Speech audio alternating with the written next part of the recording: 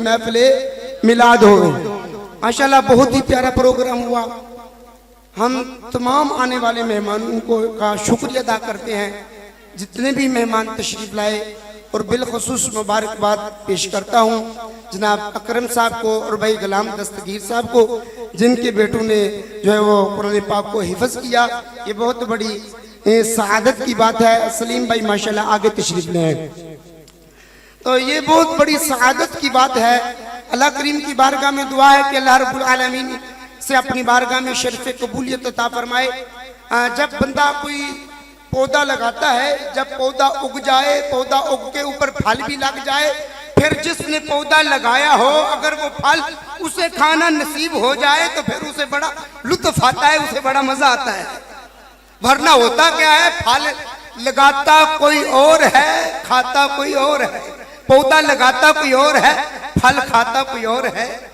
جب بندہ پودا خود لگائے, پھر وہ پودا بن جائے, تیار ہو جائے, پھل لگ جائے, پھل پک جائے, بندہ کھائے گا, پھر اسے لطف اور آتا ہے. تو الحمدللہ ہمارے قاری جاز صاحب ماشاءاللہ تشریف فرما ہے, حضرت مولانا شفیق صاحب ماشاءاللہ, بھائی محفوظ حاجی محفوظ چیمہ صاحب ماشاءاللہ, سارے دوست احباب نے, ہم سب نے مل کر جو ہے وہ قاری انتظار صاحب, یہ سارے احباب ہم شامل ہوئے جب اس کی اوپننگ ہوئی. ماشاءاللہ کئی حافظ بنے, لیکن کئی پہلے حافظ وہ ہیں جنہوں نے اس مدرسہ المدینہ میں قرآن پاک کو مکمل کیا. لیکن یہ بات یاد رکھو, اس مدرسے کا فیضان بڑا ہے. ہمارے حافظ شہر یار ہیں, اسی مدرسے سے انہوں کا بھی آغاز ہوا. پھر بعد میں دوسرے وہ بھی ہمارے مدرسے ہیں شہر میں, وہاں جا کے انہوں نے کمپلیٹ کیا. ہمارے مولانا مان اللہ تاری صاحب ہیں, ان کے صاحبزادے محمد شاہ نواز تاری صاحب نے بھی اسی مدرسے میں کم و بیش 19 پارے حفظ کیے. پھر مدرسہ المدینہ فضان اطار مسجد سے انہوں نے ماشاءاللہ مکمل قرآن پاک کو کیا.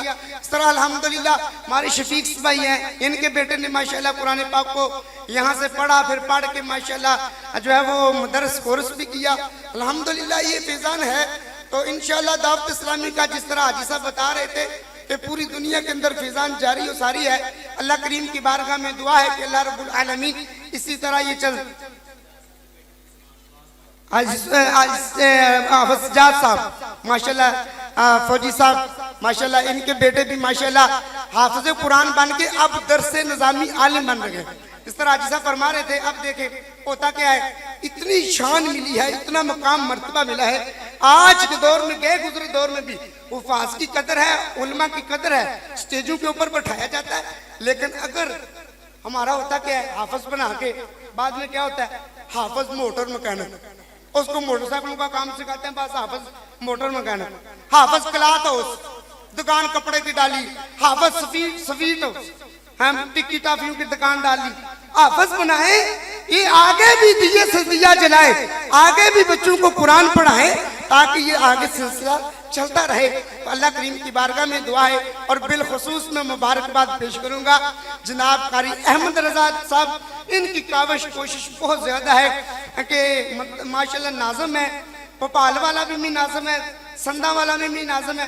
ان کے جو ہے وہ زیرتہ تقریباً 3 مدرسے آتے ہیں, ان کو یہ دیکھتے ہیں. اور بالخصوص ہمارے مدرس ہے ماشاءاللہ, اسی گاؤں سے ان کا تعلق ہے. حافظ عطا الرحمن اتاری صاحب ماشاءاللہ ہمارے اسی گاؤں سے ہیں. اور یہ بھی بات ہے کہ دعوت اسلام مین چیز ہے, دعوت اسلامی. ہم ان کو سیلری نہیں دیتے, دے نہیں سکتے, ماڑے لوگ ہیں. دعوت اسلامی یہ سارا کچھ کر رہی ہے. تو اللہ کریم کا شکر ہے کہ مالک نے ہم جیسے پہ احسان کیا.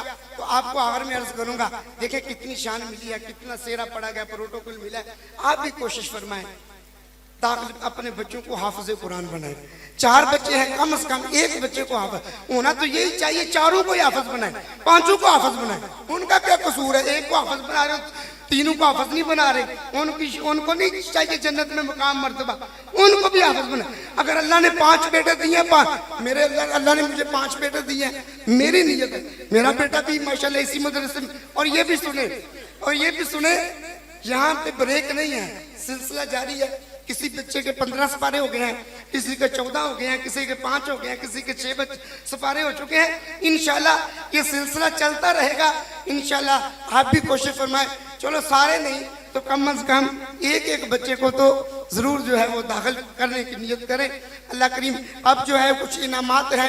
پہلے جو ہے میں جن بچوں نے حفظ کیا ہے